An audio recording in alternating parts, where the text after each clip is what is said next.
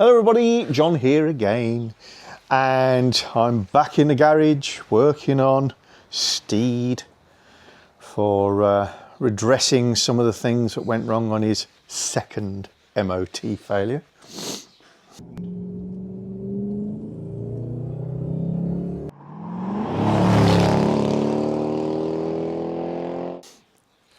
So where we left you last time, I'd done a bit of staring at the catalytic converter, which I have a new one on the bench, but not done much with it. I've replaced the D bushes, but look like that. They're the old ones. On the front anti-roll bar. I've drowned the bolts on the catalytic converter with penetrant. They're going to be a problem, but I'm going to leave them alone a little bit longer. The big issue is, even when I get those bolts out, which are going to be a pig, I didn't think I would, but I asked some of my YouTube friends and they're agreeing. I won't be able to remove these early catalytic converters which have a long slip joint. This is a slip joint. It's a long tube that goes inside the exhaust without removing the rest of the exhaust or the centre box. And to get the centre box off, you know. So I know it's going to be a bit of a pain, and it's going to be a job that's probably going to take me more than a day. So I'm going to crack on with the drop links. Now, both of those were advisories, they're not fails, but you know, while I'm in there, I want Steed to have a really nice suspension. So we're going to do that. But whilst I'm on the subject, I'll just bring you over and show you some more on my board. I've made myself a little note. We're down at 1473, I think, at the moment. I've put in the prices of the newer things that I've added. So a used remote and fob and batteries, £80. The headlining and glue, which is not installed but I bought it, £45. That's just the material, not a new headliner. Penetrant and lube, £12, screen wash and coolant, £20, you know, consumables really. Insurance has cost me £25 for a day. One MOT test, first of, is £55. Now, if I'd have turned this round and got it back and retested and it had passed within 10 days, you don't have to pay again. I am not yet at 10 days, but it will not be ready, not with real life and job and everything else getting in the way. So there'll be at least another 55 to go on there. Anti-roll bar bushes and drop links have cost me £75. Wasn't too upset with those. They came from S&G Barrett, which can be among the more expensive places to buy from, but they do have most things in stock. The delivery is quite quick and the qualities tend to be pretty decent. Exhaust studs are £24 and the catalytic converter that I've got is £175. These, they're the studs that go between the end of the exhaust manifold and the catalytic converter. So I've got myself a set of those because I'm inevitably going to break a couple, and I thought I'd rather have them in and not use them than the other way around. And they weren't excessive considering they are unusual and I believe made of a reasonably exotic material. So on the jobs to do and done side, we're kind of up to date, except, and this is going to sound a bit counterintuitive, but I want to write it in to cross it off. Repair incomplete weld. Just makes me happy. So that was the weld that was discovered, classified as incompleted. during the MOT. It's not a weld that I did, which made me very happy. So that has now been fixed. D bushes, done.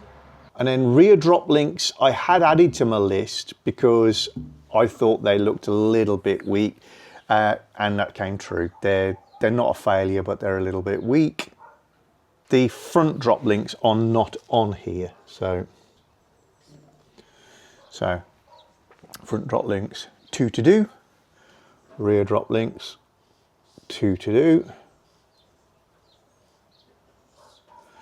All keeps the record nice and straight, so we've got a history for this car, and yeah, psychologically it just helps me keep moving along. So front drop links, what are they? What are they all about? That's a front drop link. It connects the anti-roll bar to the suspension. So when the suspension, imagine you're going around a bend, this is the outside wheel, this is being compressed hard and it's starting to lean and roll towards the outside of the bend. That will push this link up. There's a rubber bushing there so you don't get too much noise and vibration. That pushes up on this rod. There's a ball joint here, pushes up on the anti-roll bar, which then levers up and rotates within the D bush, which we replaced, and it tries to lift the wheel on the inside of the bend as well. Another way of looking at it is it tries to resist the rolling effect, but I like to imagine that it's trying to lift the inside wheel. So rather than rolling out to the outside of the bend, the car is actually more likely to squat entirely as the outside wheel compresses. So it's an anti-roll bar, and this is the drop link, sway bar link probably in the States, because they tend to call this a sway bar rather than anti-roll bar. Rollover bar is an entirely different thing. That is to stop you from getting squashed in your convertible when you're upside down. So using a 19mm on this top nut, and as suspected, that's already turning on the other end. That can be a challenge on these links. There should be a hexagonal shaped socket on the end of that nut. Now, it could be filled with rubbish. I don't get the sense there's a socket there. More like a centre dot mark. So on this one, I've got a 17mm spanner. Yeah, there's a set of flats on the other side.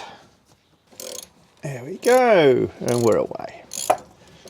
So once the car is jacked up, you can see this is not a difficult job. Whoops.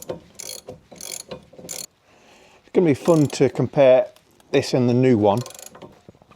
Oh, bit of damage on the end of the thread, causing it to be very difficult to get all the way off. Let's go back the other way.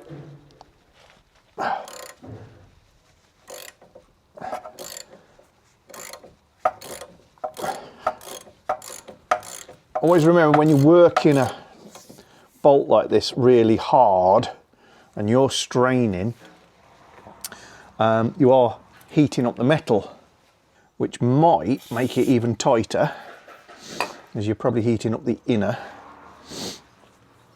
So back off, give it a minute, and spraying on things like penetrant has a chilling effect, so that's quite useful. Okay, so that's flick back to undo again.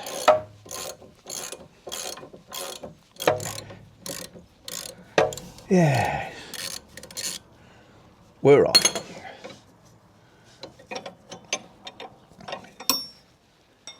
So that's the top part out. The bottom is just a bolt going through the suspension, 13mm head on this side. What size is the other side for you? 15mm on the other side. Let's see if we can get this undone. It should be easy because I've had this off recently, but I did torque it up. Got it.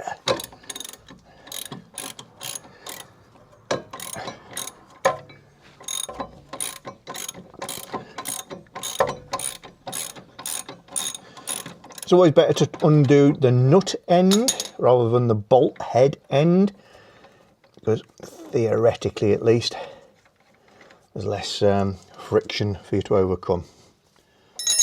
So pull that bolt out, and there is our drop link removed. It gives me a chance to test the D bushes, but I've recently replaced. You can't see them, they're just out of shot up here. I can't get at them either without being under the bonnet, but it should be a case of if I move the end of this, shouldn't be any clonking or movement. So I can check it like this, but I couldn't check it without disassembly. That's good. So here's the old link off.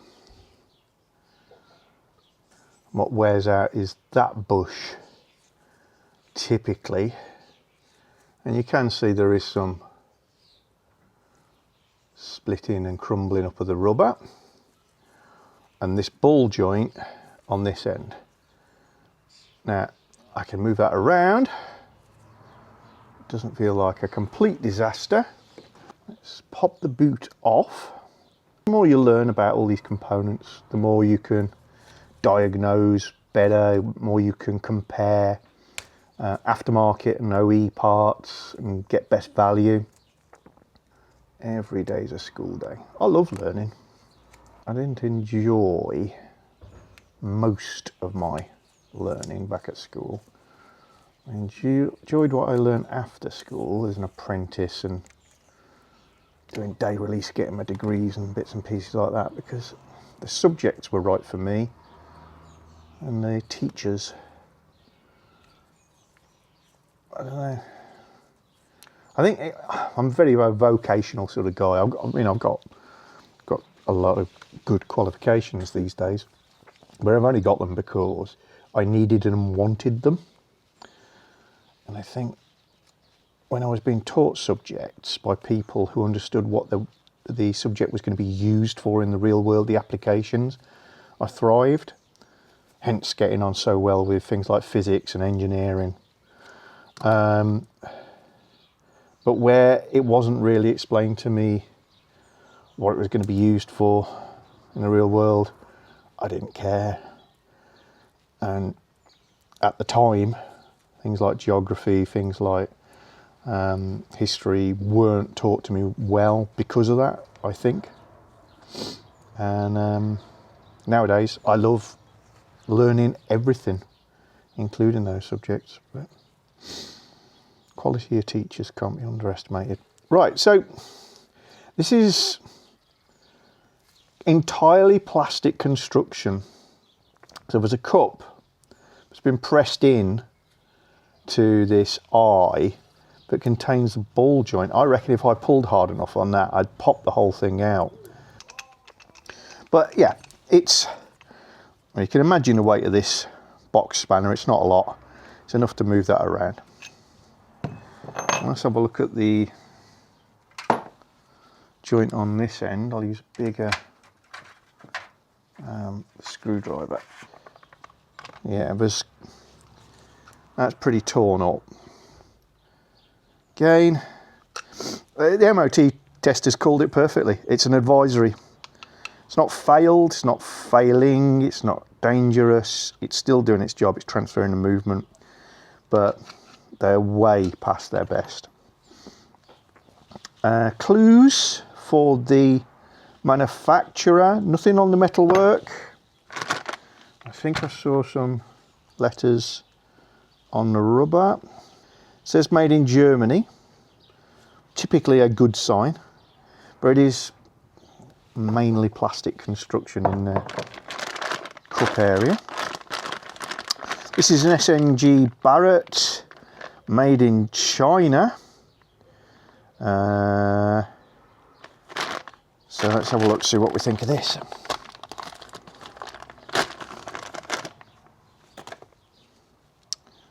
So zinc passivated, that's the sort of gold colour. Nicely finished. The rubber bush at this end. Oh, feels solid compared to the other one, so that is a difference straight away.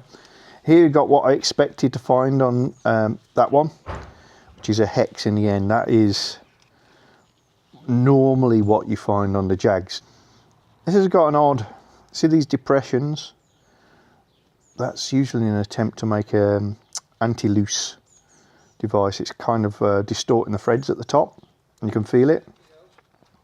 Spins on, stops, and that's when you tighten it, the distorted thread gets straightened out and grips better. It's an unusual system in, but realistically these are one use only nuts, but not an issue. Yeah, hex drive in the end there. Drop that over. Yeah, much more constrained.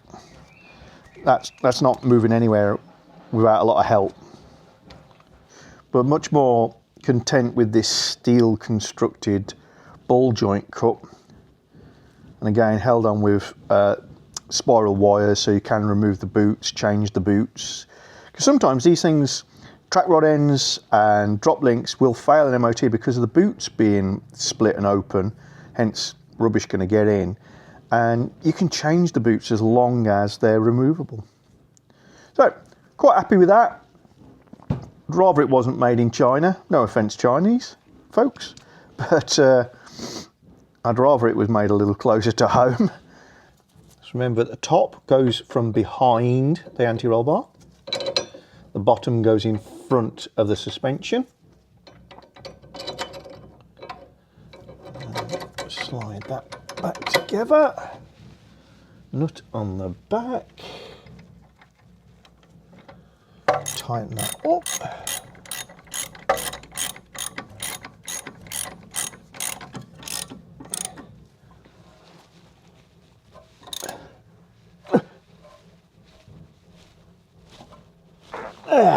Lovely.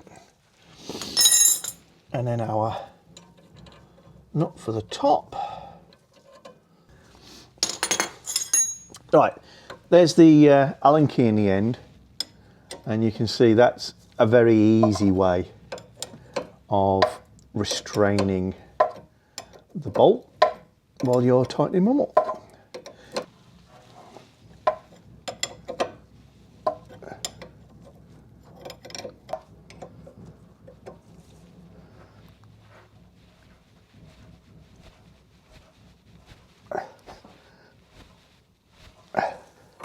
And there we are, front drop link done.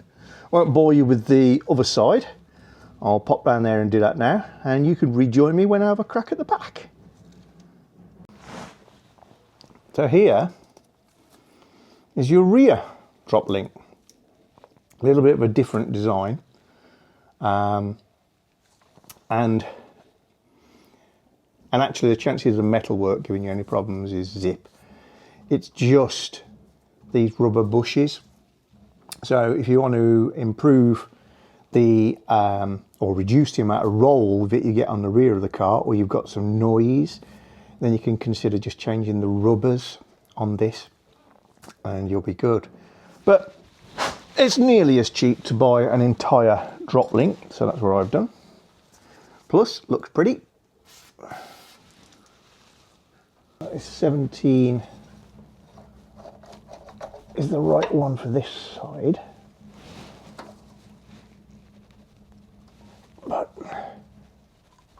I don't really want to strain myself too much, so I'm going to get a 17 socket, 6-sided socket, deep series for that, and I think I've got a 13-14 combo there.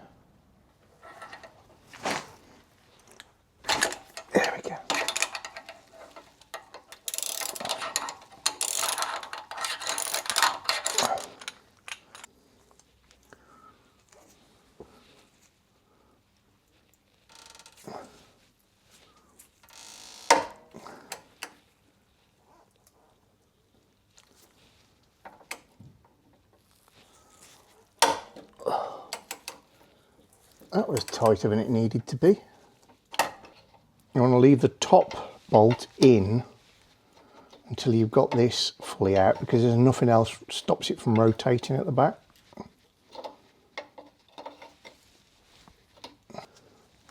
As long as both wheels are dangling or jacked up even, you should be able to get this out quite easily. If one wheel is jacked up, then you'll struggle with this, and you'll need to level the wheels up, because the anti-roll bar is trying to do its job and stop the wheels moving independently without a little bit of resistance. And by a little bit, I mean more than you can cope with your hands. Right, let's get that out of there, and we'll go and have a look at it on the bench.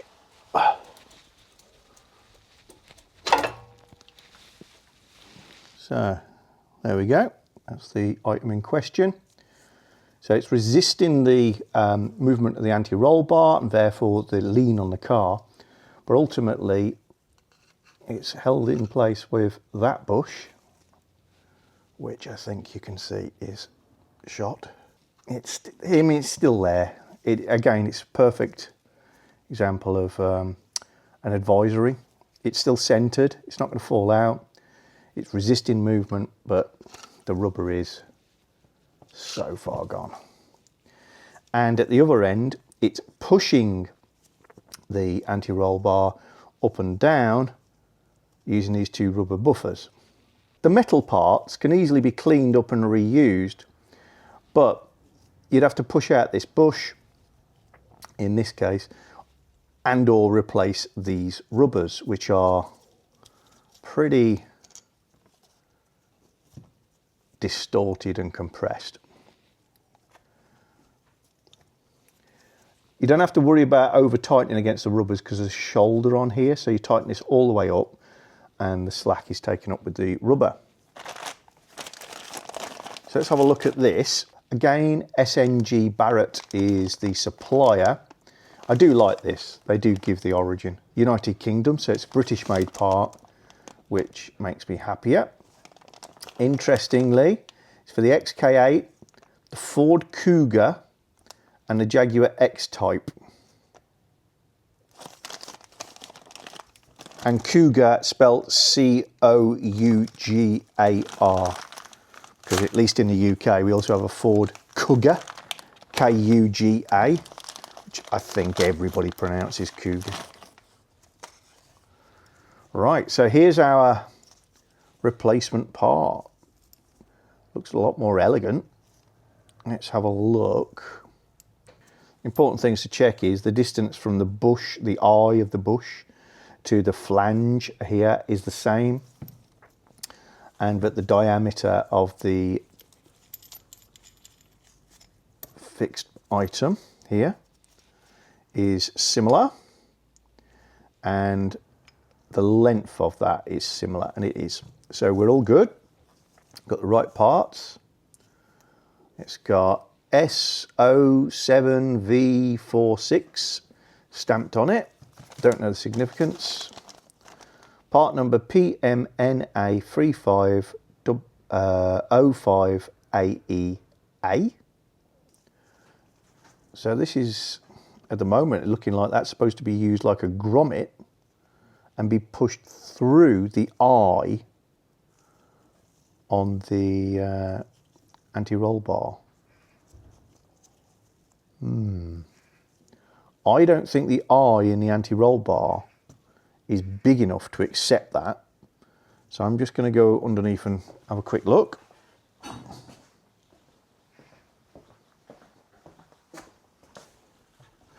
I spoke incorrectly in that I said the eye on the anti-roll bar. It's not. This goes onto the axle.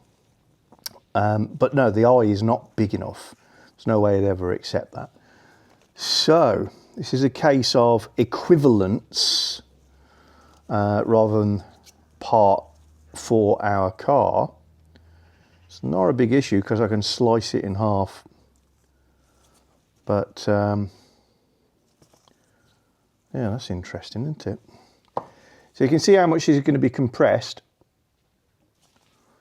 Can't tell you how thick the original rubbers were because they're obviously very damaged now.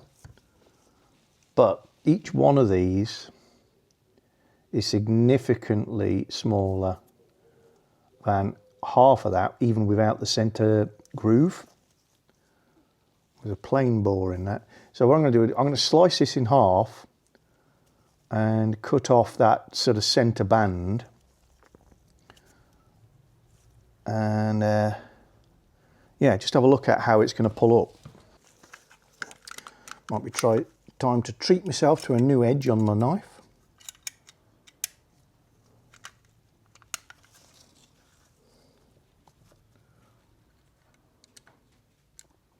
That's better.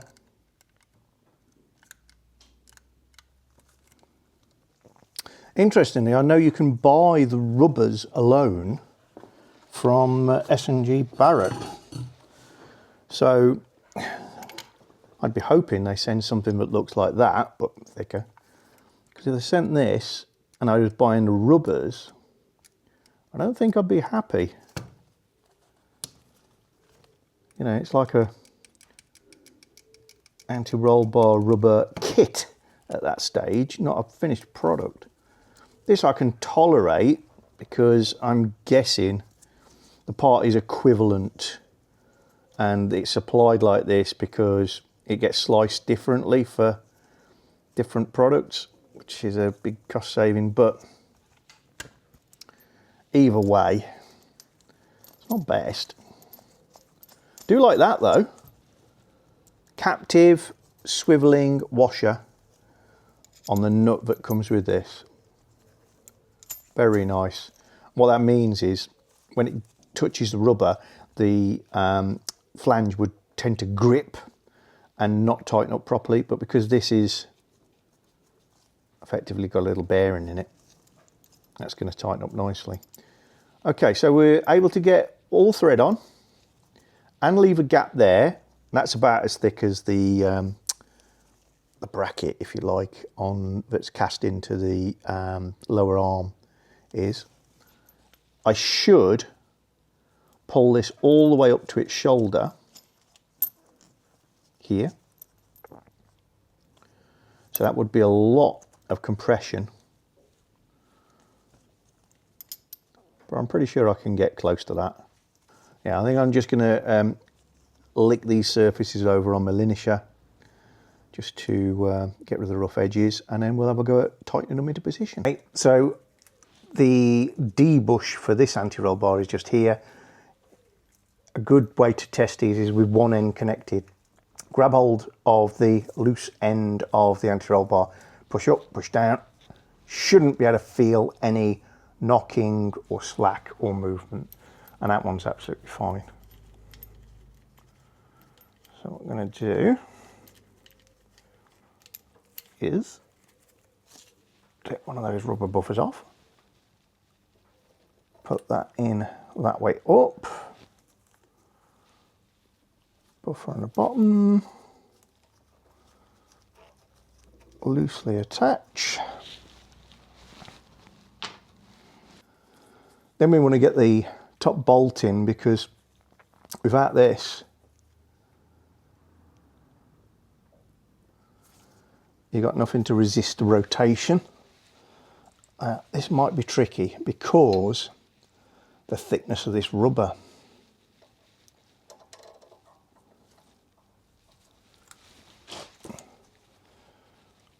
Yeah. So until I squash this up, I'm not going to be able to get that in. Or I release the same item on the opposite side, and then I'll be able to move this freely and get them both into position at the same time. So I'm going to do that. Again, no need to watch me doing exactly the same stuff. I'll come back when I've got the other end off. Okay, so with the second one off, we can move the anti-roll bar up and down, and this one has got really nice snug tight bushes, so there's no way we're going to feel movement in there. Pop that into position.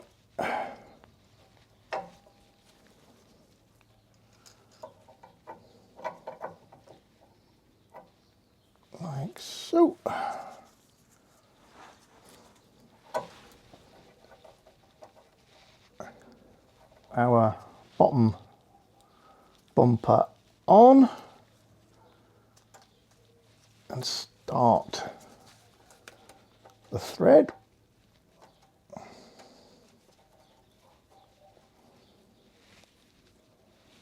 Like so. Should be able to line this up now. There we go. Pop that on. And it's just a case of tightening everything up.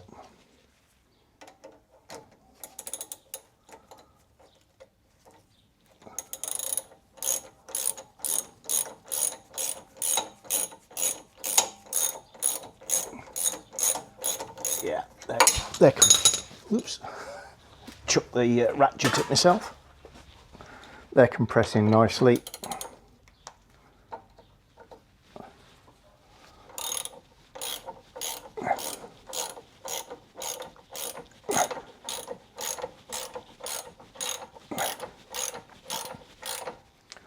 I want to pull that up all the way because it's going to go to the shoulder. There it is.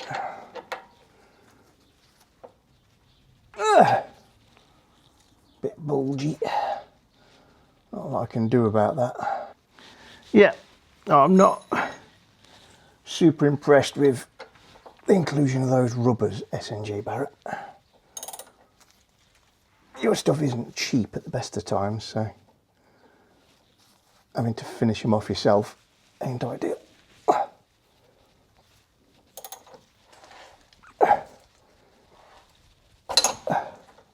And it really is very easy to do your rear anti-roll bar drop links. And there we are. One XK rear drop link replaced. So there you are, some more crustiness removed from Steed. Nuts and washers can usually be repurposed, but the rest of this in the bin. Well, that's another good bit of progress. I knew it wasn't going to be the hardest job, so you can call it chickening out if you want. But I think the next time you see us, we'll be removing the catalytic converter, which, as you remember, it hasn't failed its MOT on its catalytic converter. It's failed on a blow in the exhaust, which just happens to be in the elbow at the bottom of the catalytic converter. This is a new one. Let's just show you where. And it's literally there on the cat, which is in that position on the right hand bank. It's a repair I can't easily do, so we are replacing the entire cat. And don't forget, folks, if you have not yet sent in your photograph for the big 2025 XK8 XKR X100 photo share and a chance to have your car featured in a book, then do so now. Send your photograph to john@tothegarage.co.uk with the subject Photo 2025. If you want to see all the details, rules and bits and bobs, then go back to the video from a few days ago and you can see all of the details there and get involved. Great fun, and you do not want to miss out on the chance of being in a book. So, see you soon. Bye. If you're interested in any of the gadgets, gizmos and tools that I use in my videos, then very often I'll put a link to relevant items in the description below the video, but you can also go to amazon.co.uk/shop/to-the-garage, and that will give you the To The Garage storefront. These are not things I'm selling, it's just a link to all of the Amazon based items that I've bought over the years which are relevant to the channel. Nice little feature. Thank you very much, Amazon. If you're enjoying our channel, then don't forget to subscribe and click the little bell icon so you get notifications of new videos.